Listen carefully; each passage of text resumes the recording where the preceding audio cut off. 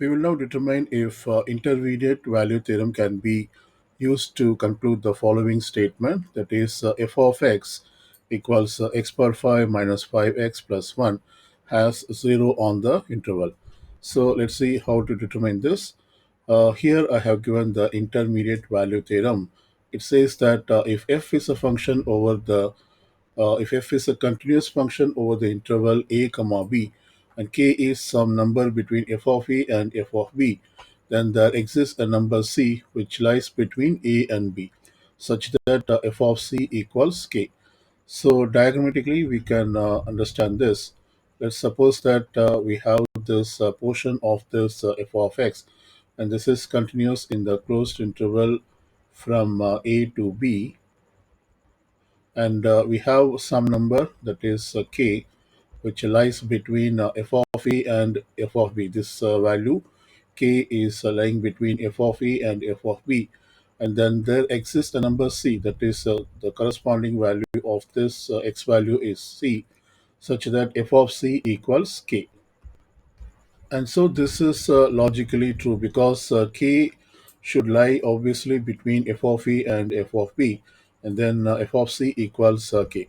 So to determine this function, if it has a 0 on the interval f 0 comma 1, we have to determine f of e and f of b.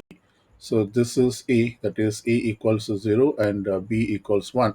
So let's determine f of e, that is f of 0, and so this equals replace x by 0 in f of x, so we get 0 power 5 minus 5 times of 0 plus 1, and this equals this is 0 and this is also 0, and so we have 1. So f of 0 equals 1. Now let's determine f of b and replace b by 1, so it becomes f of 1, and we have to replace x by 1 in f of x, so therefore this becomes 1 power 5 minus 5 times of 1 plus 1, and this equals this is 1 minus 5 times of 1 is negative 5 plus 1, that is negative 5 times 1 is negative 5 plus 1, and we see that 1 plus 1 is 2, and then 2 minus 5 equals negative 3. So we get f of 0 equals 1. Let me write down here.